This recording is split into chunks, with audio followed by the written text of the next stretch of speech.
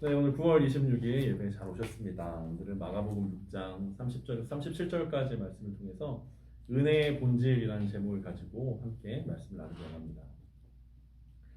교회 안에서 또 성도들의 삶에서 가장 많이 사용하는 단어는 바로 은혜라는 말일 것입니다. 우리가 잘 알고 있는 것처럼 종교개혁을 일으켰던 마틴 루터는 종교개혁을 시작하면서 오직 은혜라는 이야기를 나눴고, 행함이나 공로가 아니라 오직 하나님의 은혜로만 사람이 구원을 받을 수 있다 라고 주장하였습니다. 이제 우리가 종교개혁의 후예들이기 때문에 우리도 이제 그 하나님의 은혜를 우리가 소망하고 갈망하고 기대하면서 우리 교회 안에서 이제 가장 많이 쓰는 단어들이 은혜 아닙니까? 설교 준비가 좀 부족하면 뭐라고 이야기합니까? 은혜로 받으십시오 라고 이제 이야기하고, 뭔가 행사가 잘 되면 은혜였습니다 라고 이야기하기도 하고, 또 반대로 뭔가 안 좋은 일들이 있으면 그것도 하나님 은혜입니다. 또 어떤 죄가 있거나 부족하면은 은혜로 덮고 넘어갑시다 라고 이야기하기도 합니다. 그러니까 우리 삶 가운데서 일어나고 있는 모든 일들을 우리는 은혜라고 이야기합니다. 풍족할 때도 하나님의 은혜고 부족할 때도 하나님의 은혜입니다. 교회 안에 있는 사람들 중에 은혜를 싫어하는 사람이 있을까라는 생각이 들 정도로 우리는 은혜라는 단어를 굉장히 사랑하고 사모합니다. 예배 드릴 때도 우리는 예배 은혜가 있었으면 좋겠고, 우리가 기도할 때도 은혜가 있었으면 좋겠습니다. 근데 은혜라는 말을 자주 쓰다 보니까 결국 이 은혜라는 단어가 어쩌면 세상 사람들이 이야기하는 복이라는 단어랑 의미가 좀 비슷한 거 아닌가라는 생각이 들 정도입니다. 그러니까 세상 사람들은 복을 구하는데 우리는 그 복이라는 단어가 너무 세속적이고 기복주의적이니까 사실 은혜라는 단어로 치환해서 이야기하는 것일 수도 있겠다라는 생각이 듭니다. 그래서 은혜라는 단어로 교회 안에 모든 것들이 해석되어지고 이야기되어지고 우리가 설명할 수 있다라고 이야기할 수 있습니다. 과연 예수님이 말씀하신 진짜 은혜는 무엇일까라는 생각이 들었습니다. 그러면서 오늘 본문을 통해서 우리는 은혜의 본질을 찾아가는 시간들이 되었으면 좋겠습니다. 오늘 우리가 읽은 이 오병이어라는 제목의 이 본문은 우리가 어렸을 때부터 수도 없이 많은 설교를 들었던 본문일 것입니다. 교회 다니지 않는 사람들까지도 알 정도로 이 본문은 굉장히 유명한 본문입니다. 왜냐하면 복음서에서 유일하게 마태복음, 마가복음, 누가복음, 요한복음 이 사복음서에 모두 다 등장하는 유일한 기적이 오병이어의 기적입니다. 그러니까 마태도 기록했고 마가도 기록했고 누가도 기록했고 요한도 기록했다라고 이야기할 수 있을 것입니다. 그런데 우리는 마태복음에서도 같은 설교를 들었을 것이고 마가복음에서도 같은 설교를 들었을 것이고 누가복음이나 요한복음에서도 사실은 비슷한 설교를 들었을 것입니다. 여러분 기억나는 이 오병이어 설교 어떤 것들이 있습니까? 제가 어렸을 때도 이런 설교를 들었고 저도 뭐 해보기도 했지만 작은 아이의 도시락이 주님께 쓰임받았다. 그래서 우리도 작은 것을 헌신하면 우리가 부족하지만 주님께 드리면 주님께서 크게 쓰실 수 있다. 그래서 우리가 오병이어가 돼서 보리떡 5개와 물고기 2마리가 돼서 주님께 드리자. 그러면은 주님께서 크게 쓰실 것이다. 그래서 여러분의 삶을 드리십시오라는 어떤 그런 설교를 들었을 것입니다. 그런데 사실 이 아이와 도시락 이야기는 요한복음밖에 등장하지 않습니다. 그런데 우리는 어느 복음서에서 설교를 듣던 오병이어의 어떤 적용이나 교훈이 작은 도시락에 초점이 맞춰질 때가 굉장히 많이 있다라는 거죠. 사실 학자들은 이 사복음서를 비교하면서 마태의 접근과 마가의 접근과 누가의 접근과 요한의 접근이 다르다라는 것들을 이야기합니다. 마태는 예수님의 고난의 관점에서 오병이어를 해석하길 원했고, 마가는 제자들의 좀 어리석음, 여전히 이해하지 못하는, 예수님을 이해하지 못하는 부분에서 접근하기 원했고, 누가는 사역적인 측면에서 이해하기 원했고, 요한은 생명의 떡으로 오신 예수님에 대해서 이해하기 원했다라는 어떤 각자 복음서의 저자들마다 조금씩 다른 접근들이었다라는, 같은 본문이지만 다른 접근이었다라고 이야기하고 있습니다. 그렇다면 오늘 우리가 읽은 이 마가복음에서 과연 예수님께서는 이 마가를 통한 이 오병이어의 이야기를 통해서 우리들 가운데 어떤 말씀을 하기 원하시는지 우리가 한번 이것을 주의 깊게 살펴봤으면 좋겠습니다. 오늘 보면 30절입니다. 30절에 보니까 사도들이 예수께 모여 자기들이 행한 것과 가르친 것을 낱낱이 고하니, 이렇게 오늘 본문이 시작됩니다. 사실 마가복음 6장 16절에서 29절까지 우리 지난주에 봤던 세례 요한의 순교를 회상하는 장면으로 넘어갔었는데 다시 원래 이야기로 돌아왔습니다. 예수님께서 12제자를 파송하셨고 그들은 성공적으로 사역을 감당했습니다. 그래서 지난주에 봤을 때 예수님의 이름이 높아졌다, 예수님의 이름이 드러나게 됐다라는 것으로 제자들이 성공적으로 사역을 감당했다라는 것들을 우리가 이야기했었습니다.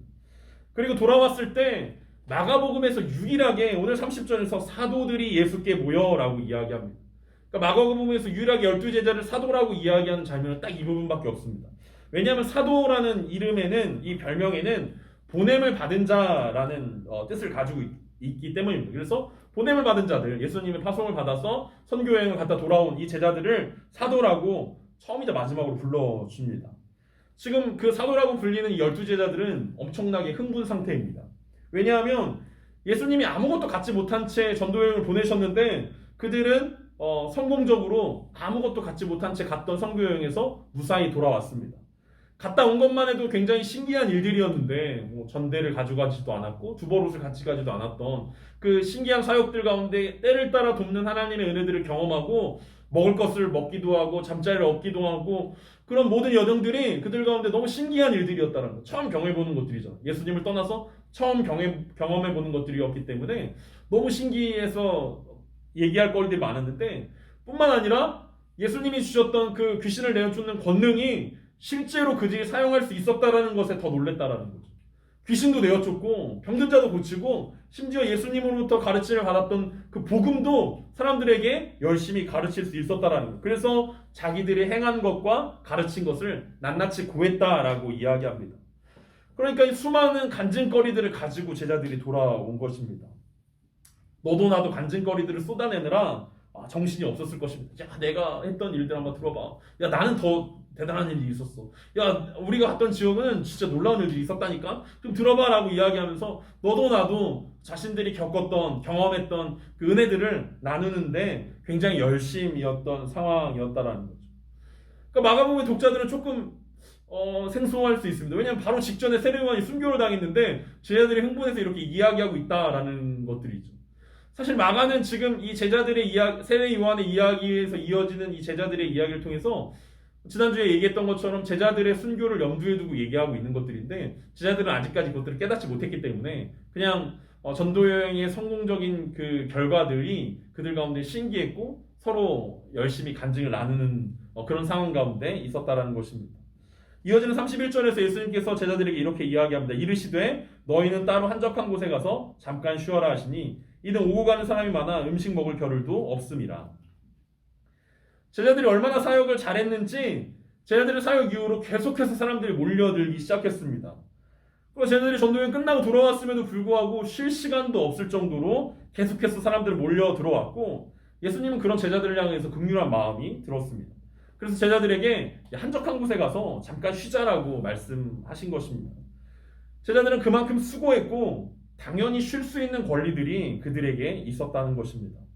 제자들은 이제야 예수님과 따로 이렇게 시간을 보낼 수 있다는 것에 기분이 굉장히 좋았습니다. 예전에는 예수님과 소규모로 모일 때는 늘 예수님의 사랑과 관심의 대상이었는데 점점 예수님을 쫓아다니는 사람들이 많아지면 많아질수록 예수님과의 그 시간들이 점점 짧아지는 것들이 이들 가운데 불만이었을 것입니다. 예수님은 늘 주변에 사람들로 둘러싸여 계셨고 늘 주변에 제자들은 긴장한 채로 시간들을 보냈는데 이제 예수님께서 조금 편안한 시간들을 갖자, 한적한 곳에 가자라고 이야기해 주셨기 때문입니다. 그 다음 어떤 내용이 이어집니까? 32절과 33절에 이에 배를 타고 따로 한적한 곳에 갈새 그들이 가는 것을 보고 많은 사람이 그들인 줄 안지라 모든 고을로부터 도보로 그곳에 달려와 그들보다 먼저 갔더라. 예수님이 한적한 곳에 가자라고 이야기했을 때 아마 제자들이 이렇게 얘기했을 것입니다. 예수님, 저희가 자주 쉬던 곳이 있습니다. 아지트가 있습니다. 그쪽으로 안내하겠습니다. 그쪽으로 가시죠. 예수님도 좋아했고 제자들도 좋아했을 것입니다. 아마 베드로나 요한의 주도로 그쪽 우리들이 같이 늘 시간을 보내던 한적한 그 아지트로 가자라고 쉴만한 곳으로 이동했을 것입니다. 하지만 그들의 쉬는 시간은 배를 타고 이동하는 시간밖에 없었습니다. 왜냐하면 제자들의 쉼은 사람들에게 방해를 받았기 때문입니다. 오늘 본문에 뭐라고 이야기합니까? 배가 가는 방향을 보고 사람들이 배의 목적지를 알아차렸다라는 것입니다. 그리고 배보다 더 빨리 사람들이 뛰어갔다라고 이야기하고 있습니다. 아마 그 배가 가기에는 조금 시간이 걸리는 장소였을 수도 있고, 아니면 뭐 바람이 역풍이 불었을 수도 있고, 여러 가지 상황 때문에 배보다 사람이 더 빠른 상황이라고 이야기했던 것 같습니다. 그래서 사람들은 이미 배가 어디로 도착할 줄 알았고, 어쩌면 뭐 베드로와 요한이 자주 가던 곳이니까 사람들도 뭐 그곳을 알고 있었을지도 모르죠. 뭐 사람들이 생각하는 한적한 곳에 뭐 비슷하니까. 그래서 그곳에 사람들이 이미 모여 있었다라는 것입니다. 근데 예수님께서 그들을 보시고 어떻게 하십니까? 34절에 예수께서 나오사 큰 무리를 보시고 그 목자 없는 양 같음으로 인하여 불쌍히 여기사 이에 여러 가지로 가르치시더라. 예수님은 배보다 더 빨리 뛰어온 그 큰 무리들을 바라보시면서 목자 없는 양 같음으로 인하여 불쌍히 여기셨습니다. 이 마가가 강조하는 부분이 바로 여기 있습니다. 목자 없는 양으로 인하여 불쌍히 여기사. 그러니까 다른 복음서와 달리 마가는 예수님을 목자의 이미지로 이렇게 보여주고 있다라는 것입니다. 오늘 예수님이 큰 무리들을 보고 목자 없는 양 같음으로 인하여 불쌍히 여기셨다라고 해당하는 이 불쌍히 여기사라는 단어는 누가복음에서 선한 사마리아인이 강도 만난 사람을 보고 불쌍히 여겼다라고 이야기했을 때 그 단어입니다. 또 누가복음 15장에서 탕자가 유산을 먼저 가져가서 모든 것을 낭비하고 집으로 돌아올 때 아직도 거리가 먼데 그 아버지가 불쌍히 여겨서 뛰어서 안아줬다라고 이야기했을 때 단어가 아버지가 느꼈던 마음이 바로 불쌍히 여겼다라는 것입니다. 구약 성경에서도 이 단어가 나오는데 어디냐면 민수기 27장 15절에서 17절입니다. 모세가 여호와께 여짜와 이르되 여호와 모든 육체의 생명의 하나님이시여 원하건대 한 사람을 이 회중 위에 세워서 그로 그들 앞에 출입하며 그들을 인도하여 출입하게 하사 여호와의 회중이 목자 없는 양과 같이 되지 않게 하옵소서라고 간구했던 장면입니다. 이 장면이 어디냐면 모세가 결국 가나안 땅에 못 들어가게 됐어요. 그래서 자신이 못 들어가기 때문에 이제 기도하는 거죠. 하나님, 나 대신에 할 수 있는 지도자를 세워주십시오. 그리고 그 지도자가 없으면 이 여호와의 회중, 이스라엘 사람들이 목자 없는 양과 같이 될까가 두렵습니다. 새로운 지도자를 세워주십시오라고 기도했고 그 이후로 여호수아를 하나님께서 기름 부어서 새롭게 지도자로 세우시는 장면에 해당하는 모습이었다라는 거죠. 하지만 모세는 어떤 여호수아를 염두에 두고 기도했지만 이 기도는 예수님 시절에 이루어지게 됐다라는 거예요. 이스라엘 백성들이 목자 없는 양 같았는데 이제 참된 메시아를 만나게 되는, 참된 목자를 만나게 되는 오늘 이 장면을 우리가 보게 된다는 것입니다. 지금 이스라엘과 유대인들 그리고 예수님께 모여들었던 무리들의 상황이 딱 그런 상황이라는 거예요. 목자 없는 양. 강도를 만났는데 도와주는 사람이 없습니다. 탕자처럼 모든 것을 허비한 상황이라는 것입니다. 그들의 왕이라고 이야기했던 헤롯은 지난주의 상황 보시면 알겠지만 왕이 왕 같지 않습니다.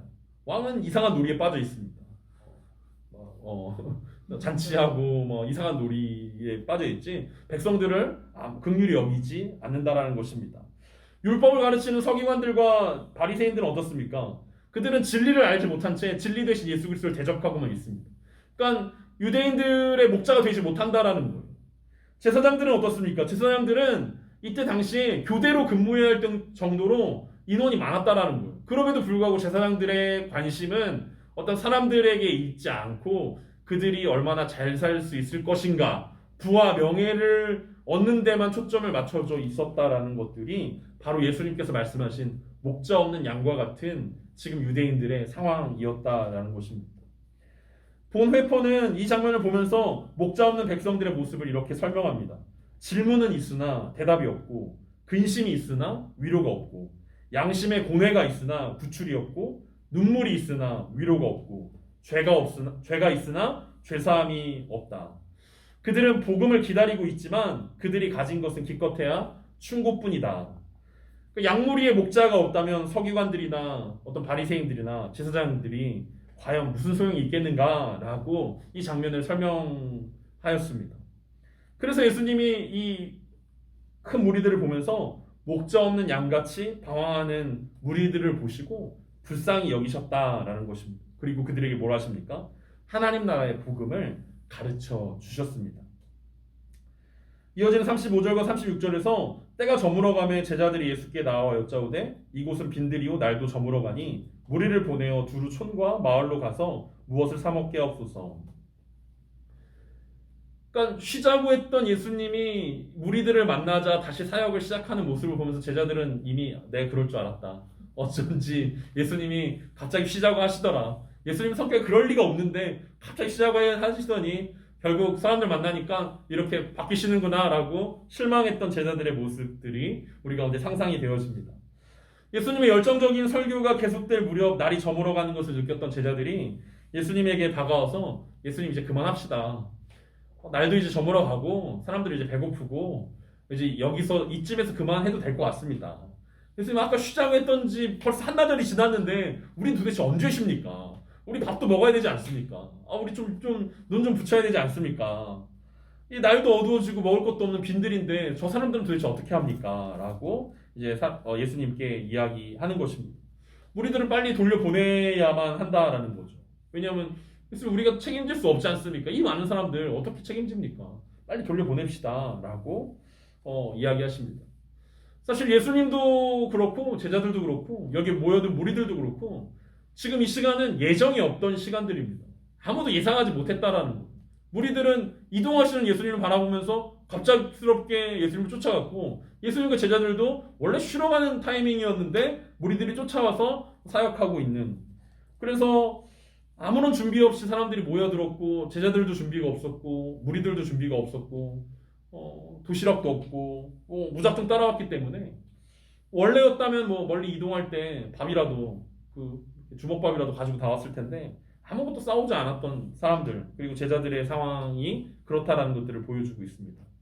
그런데 예수님께서 37절에 뜬금없이 이렇게 말씀하십니다. 대답하여 이르시되 너희가 먹을 것을 주라 하시니 여짜오되 우리가 가서 200데나리온의 떡을 사다 먹이리이까. 그런 제자들에게 예수님은 놀랍게 너희가 먹을 것을 주라고 말씀하십니다. 쉬러 왔다가 일하고 있는 상황도 굉장히 화가 나는 상황인데 예수님은 한술 더 떠서 야 너희가 먹을 걸 줘라 라고 말씀하고 있습니다. 계산이 굉장히 빨랐던 빌립이 예수님 알겠습니다. 네, 저희가 나가서 200데나리온어치 떡을 사다가 나눠주겠습니다 라고 항의하고 있습니다. 순종하는 말이 아니라 항의하고 있습니다. 아마 다른 제자들도 마찬가지 마음이었을 것입니다. 예수님 안 세봐서 그렇죠. 지금 사람 세보면 지금 5,000명입니다. 5,000명. 이 사람 다 먹이려면 계산한 대로 빌립이 계산한 대로 한 사람당 2,000원씩만 쳐도 1,000,000원은 있어야 됩니다. 예수님 5,000명 먹이려면 1,000,000원 있는데 예수님 1,000,000원 있습니까? 우리 없는 거 아시지 않습니까? 도대체 어디서 1,000,000원이 나고 또 예수님 가서 1,000,000원어치 떡을 산다고 칩시다. 우리가 1,000,000원이 생겨서 산다고 칩시다. 거기 가면 1,000,000원어치 떡이 있습니까? 5,000명 먹일 수 있는 떡이 있습니까?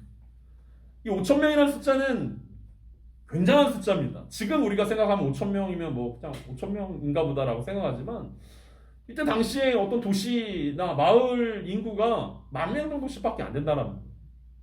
한 마을 전체를 합치면 10,000명입니다. 그럼 그 10,000명 되는 도시에 어떤 떡집에서 5,000명어치 내가 오늘은 왠지 운이 좋을 것 같아. 5,000명이 먹을 수 있는 떡을 만들어 놔야겠다. 아무도 그런 생각하지 못한다는 거예요. 그래서 이건 말이 안 되는 어떤 예수님의 명령이라고 생각했습니다. 알면서 이렇게 말씀하시는 거면 제자들을 놀리는 거고 모르면서 이렇게 말씀하시는 거면 무책임한 거라는 것이 제자들의 의견이었다라는 것입니다. 계산은 빨랐는데 예수님의 마음을 읽는 데는 이렇게 느릴 수가 없었던 제자들의 모습들을 보여주고 있습니다. 무리들이 예수님께 모여든 이유는 무엇이었습니까?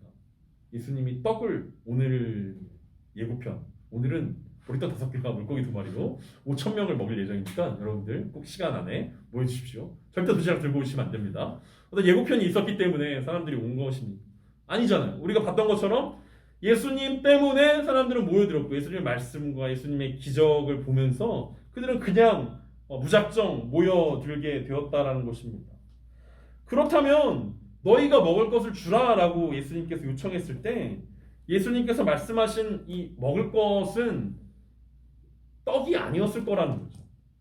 제자들에게 요구하셨던 것이 야 너희가 먹을 걸 줘라 라고 이야기했던 것은 떡을 니네가 진짜 떡 사다가 물고기 사다가 니네가 이 5,000명 먹여라 라는 의미가 아니었다라는 거예요. 이 말은 먹는 떡과 함께 생명의 떡이신 예수 그리스도를 의미하는 것이었다라는 것입니다. 방금 전까지만 해도 제자들은 두버릇을 가지지 않고 전대를 가지지 않고 전도 여행을 성공적으로 끝냈습니다. 하나님께서 먹이시고 입히신다는 사실들을 그들이 깨달았다라는 거예요. 근데 숫자가 늘어나니까 이 믿음이 흔들리기 시작한다는 거죠. 나는 먹이시고 입히시지만 5천 명도? 나는 가능하지만 이 사람들도? 라고 생각한다라는 거죠. 마치 우리가 수련회를 마치자마자 은혜가 충만한 상황 가운데서 집에 가서 엄마랑 싸우는 상황이랑 똑같은 것입니다. 은혜를 받자마자 까먹고 있다는 거예요. 우리가 단기 선교를 가서 성공적으로 사역을 마치고 식당에 가서 식당에서 이제 한바탕 소란이 펼쳐지는 것과 마찬가지 이야기라는 것입니다. 은혜 받은 지 얼마나 됐다고 제자들은 그새 그 은혜들을 까먹었습니다. 분명 그들의 고백은 하나님의 은혜로 무사히 전도여행을 마쳤고 하나님의 은혜로 많은 사람들을 고쳤고 하나님의 은혜로 귀신을 내어 쫓았고 하나님의 은혜로 복음을 가르쳤다라고 고백했습니다. 그들이 말했던 은혜의 상황과 지금은 어떻게 다른 상황입니까? 그때 만났던 사람들과 지금 만나고 있는 사람들은 어떤 차이가 있습니까? 그래서 오늘 우리가 읽은 이 오병이어의 본문은 예수님께서 이 은혜의 본질에 대해서 제자들에게 하시는 말씀인 것입니다. 그리고 오늘 우리에게 하시는 말씀입니다. 우리가 오늘 본문 설명 듣고 이 본문이 은혜에 대해서 말씀하고 있는 것들을 간단하게 정리해 보면 첫 번째로 은혜는 권리를 포기하는 것이다라고 예수님께서 말씀하고 있습니다. 우리가 은혜라고 이야기했던 많은 것들이 어쩌면 반쪽짜리 은혜였을지도 모른다라는 생각들을 하게 됩니다. 심지어 그 은혜들은 유효기간도 짧습니다. 마치 제자들처럼 방금 은혜를 경험하고 와서 은혜가 사라져버린 이 은혜처럼 짧은 은혜라고 이야기할 수 있습니다. 왜냐하면 제자들도 그리고 오늘 우리도 은혜를 오해했기 때문입니다.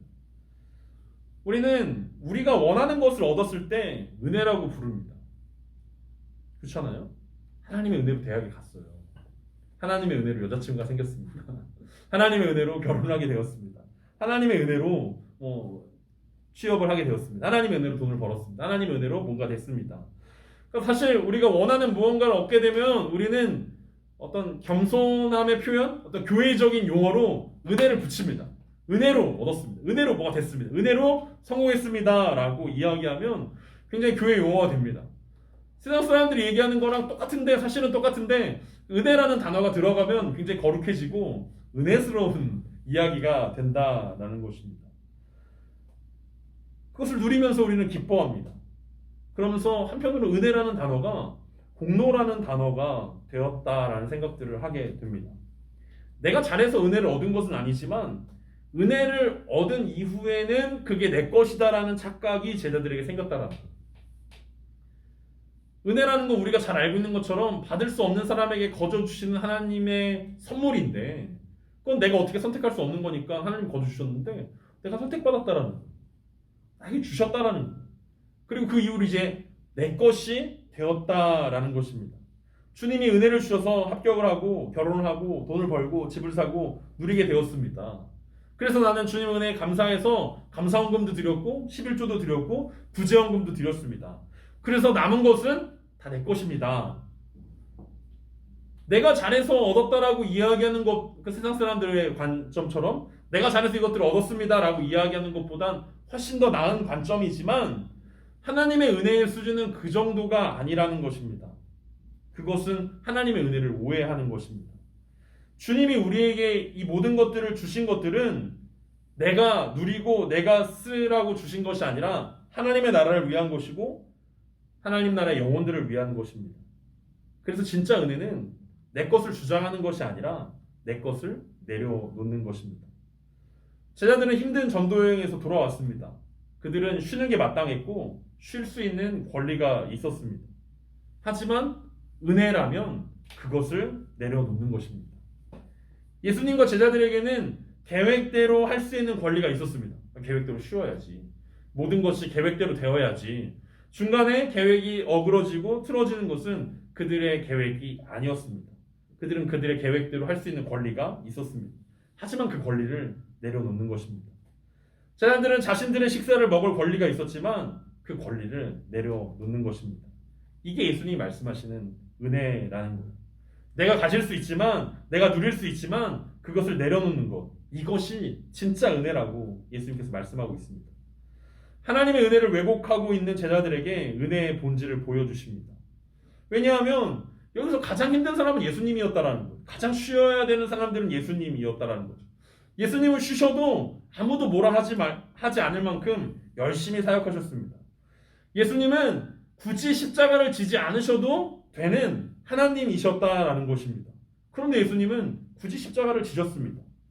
우리가 잘 알고 있는 빌립보서 2장 5절에서 8절에 너희 안에 이 마음을 품으라 곧 그리스도 예수의 마음이니 그는 근본 하나님의 본체시나 하나님과 동등됨을 취할 것으로 여기지 아니하시고 오히려 자기를 비워 종의 형체를 가지사 사람들과 같이 되셨고 사람의 모양으로 나타나사 자기를 낮추시고 죽기까지 복종하셨으니 곧 십자가에서 죽으심이라. 예수님은 하나님의 은혜로 말미암아 자신의 권리를 포기하셨습니다. 그리고 이것이 예수님께서 제자들에게 말씀하시는 은혜입니다. 자기 것이기 때문에 하나님의 은혜로 나에게 주셨기 때문에 내가 다 가지고 내가 누리는 것이 아니라 하나님이 나에게 주신 그것이 나를 위한 것이 아니다라는 것들을 인정하고 내려놓을 수 있는 것, 포기할 수 있는 것, 이것이 은혜라는 것입니다.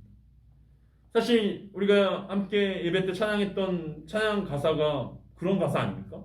하는 모든 것이 하나님의 은혜입니다. 근데 사실 이거는 반쪽짜리 은혜라는 거예요. 여기까지만 왔다라는 거예요. 근데 예수님께서 말씀하셨던 은혜는 이 모든 것이 하나님께서 나에게 주신 것이지만 이것이 나를 위한 것이 아니라 다른 사람들을 위한 것이다라는 것들을 인정하고 나누어 주어야 한다라는 것. 그리고 내 것을, 내 권리를 마땅히 내가 누릴 수 있지만 그것들을 내려놓는 것. 그것이 은혜라는 것입니다. 사도 바울이 고린도후서 9장에서 이렇게 이야기합니다. 자기도 베드로처럼 아내를 데리고 다닐 권리가 있고 일을 하지 않을 권리가 있고 후원받을 권리가 있다라는 거죠. 하지만 그것을 쓰지 않는 것은 고린도 교회를 위한 것이었고 그 복음이 혹시나 자기가 권리를 다 쓰는 것 때문에 막힐까봐 두렵기 때문에 자신의 권리를 쓰지 않겠다라고 이야기합니다. 은혜를 경험한 사람들은 다 이렇게 내려놓는다라는 거예요.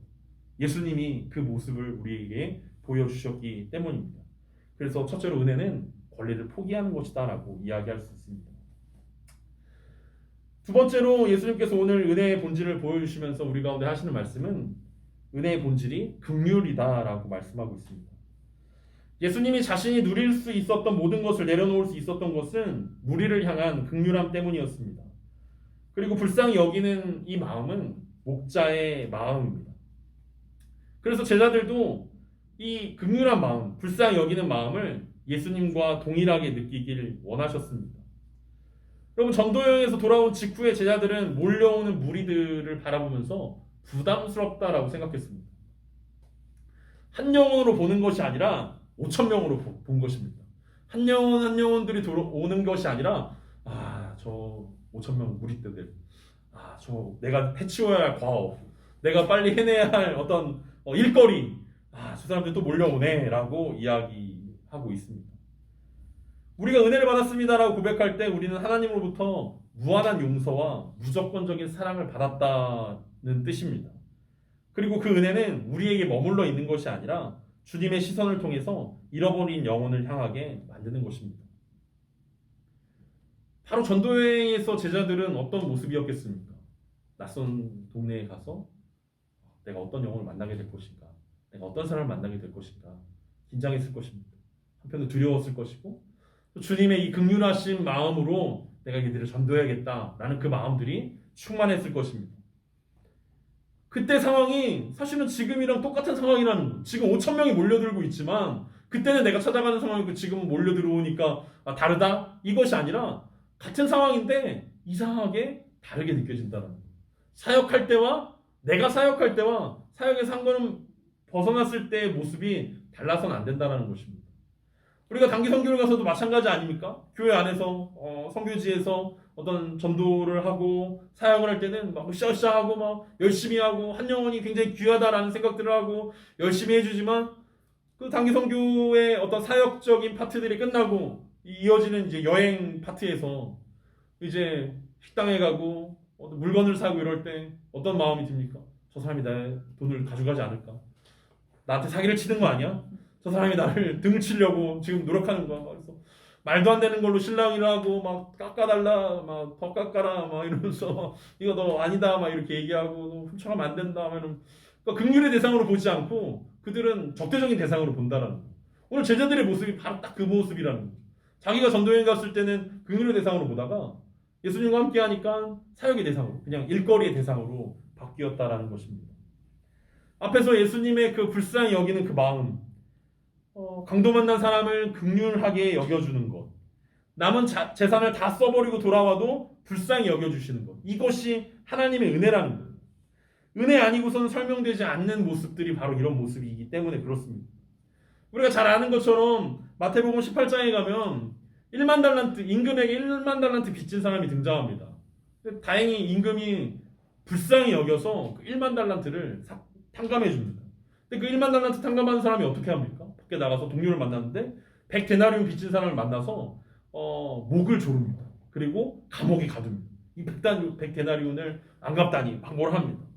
그래서 그 동료들이 보다 못해서 임금에게 고자질하지 않습니까? 그래서 임금이 뭐라고 이야기하면 마태복음 18장 33절에서 내가 너를 불쌍히 여긴 것 같이 너도 내 동료를 불쌍히 여김이 마땅하지 아니하냐라고 이야기합니다. 만 달란트는 데나리온으로 바꾸면 아까 빌립이 5천 명 먹이는데 200데나리온 든다고 그러지 않았습니까? 만 달란트는 얼마큼의 데나리온이냐면 6천만 데나리온입니다. 그러니까 한 1데나리온은 하루 1당이에요. 그러니까 만 달란트를 탕감받았다라는 것은 6천만 일을 일해야 되는 시간을 탕감받은 거죠. 6천만 일을 일해야 되는 시간인데 100데나리온. 물론 우리 입장에서 100일치 월급이라면 뭐 크게 느껴질 수 있습니다. 근데 자기가 탕감받은 게 6천만 데나리온이라는 거예요. 근데 그걸 탕감받았는데 100데나리온 빚진 사람들을 보고 그 빚을 받으려고 목을 조르고 옥에 가두었습니다. 자기가 불쌍히 여김을 받았는데 다른 사람은 불쌍히 여기지 않았다라는 것입니다. 이것은 하나님의 은혜가 될 수 없습니다. 하나님의 은혜는 단순히 불쌍히 여김을 받는 데 있지 않고 누군가를 불쌍히 여겨줄 수 있는 것이 은혜라는 것입니다. 한 영혼을 바라보는 것이 은혜라는 거예요. 우리는 70억 인구인 시대를 살아가고 있습니다. 수많은 사람들을 만난다라고 사실은 이야기합니다. 그래서 한 영혼에 대한 긍휼함이나 불쌍함으로 사람들을 대하지 않고 이 제자들이 이 무리들을 바라보는 것처럼 큰 덩이로 바라보고 5,000명 여러분들 마찬가지 않습니까? 전교생 왜 이렇게 바라봅니다. 사실은 전교생을 잘 만나지 않는데 그냥 전교생이라는 덩어리로 만들어 놓는다라는 거예요. 그러면서 우리가 긍휼히 여기지 않는 것들을 합리화한다라는 거죠. 전교생을 어떻게 다 잘해줘. 긍휼히 여길 수 없지. 걔는 나쁜 무리들 나의 적들 이렇게 만들어 간다라는 거예요. 근데 여러분 인생을 살면서 이제 와서 내가 돌이켜 보니까 사실은 나랑 깊은 관계를 맺고 나랑 어떤 대화를 하고 영향력을 주고받을 수 있는 사람이 생각보다 많지 않다라는 거예요. 카톡에 수많은 사람들이 있지만 그 사람들이랑은 그냥 있는 거지 그 사람들이랑 내가 대화를 하고 어떤 연락을 하고 영향력을 주고받는 사이가 아니라는 거예요.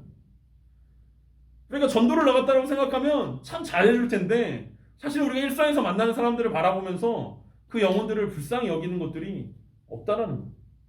당장에 엘리베이터만 타도 저도 좀 대면합니다.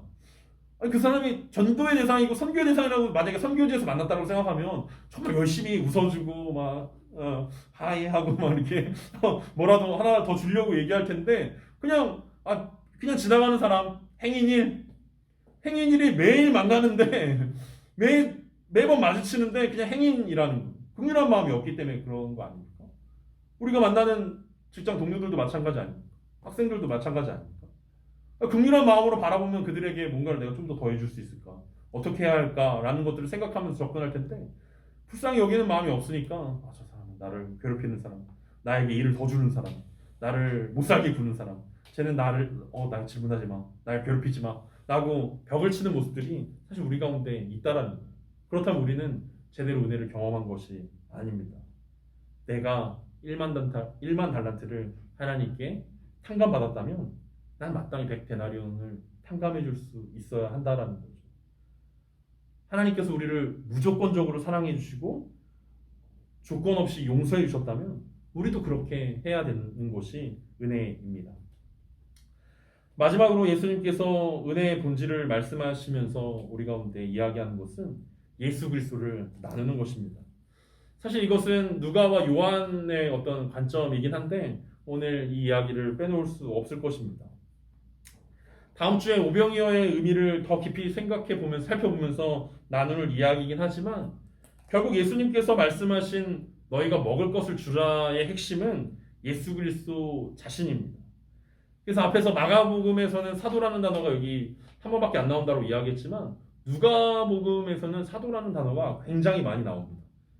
그리고 누가가 쓴 사도행전에서도 사도라는 단어가 무지무지하게 많이 나옵니다. 왜냐하면 그 예수님께서 그 제자들을 보내셨기 때문에 그 모습을 보내셨다고. 무엇을 위해서 보내셨냐? 예수님께서 말씀하신 먹을거리인 예수 그리스도를 그 자신을 나눠주라고 생명의 떡이신 예수님을 나눠주라고 제자들을 보내셨다라는 것입니다. 근데 결국 이 제자들은 이걸 이해를 못합니다. 심지어 무리를 걸으셔서 예수님 오실 때도 이해를 못하고 또 비슷한 사건이 4,000명을 먹이셨던 사건이 8장에서 나오는데 그래도 또 이해를 못합니다. 그래서 4,000명을 먹이셨던 사건 이후에 예수님이 그 떡에 대해서 이야기하니까 또 제자들끼리 막 다툽니다. 야, 네가 떡 안 챙겨서 지금 예수님 뭐라 하는 거잖아 말면서 떡이 도대체 뭔지를 또 이해를 못하고 예수님 앞에서 막 다투는 모습들을 이야기합니다. 하지만 평행본문인 요한복음에서 예수님께서는 자신을 떡이라고 부르셨습니다. 요한복음 6장 35절에서 예수께서 이르시되 나는 생명의 떡이니 내게 오는 자는 결코 줄이지 아니할 터이요 나를 믿는 자는 영원히 목마르지 아니하리라. 예수님은 이 오병이어 사건 이후에 요한복음에서는 자신이 생명의 떡이다라고 이야기하셨습니다. 예수님 무리를 보고 불쌍히 여기시고 말씀하셨습니다. 자기 자신을 드러내신 것, 복음 하나님 나라의 복음인 자기 자신을 가르치신 것입니다. 그리고 제자들에게 부탁하고 계십니다. 생명의 떡인 자신을 사람들에게 나눠주라고 이야기하는 것입니다. 앞에서 예수님이 목자의 모습이 긍휼히 여기는 것이다 라고 이야기했는데 목자는 처음으로는 긍휼히 여기는 마음이 있어야 되고 두 번째로는 먹을 것을 주는 사람이어야 합니다. 푸른 초장으로 인도해야 되는 사람이라는 거죠. 양을 푸른 초장과 쉴만한 물가로 인도하는 사람이 목자라는 거예요. 그렇다면 지금 왕이 없어서 그 지도자가 없어서 목자가 없어서 방황하고 있는 이 무리들에게 뭐가 필요하겠냐라는 거죠.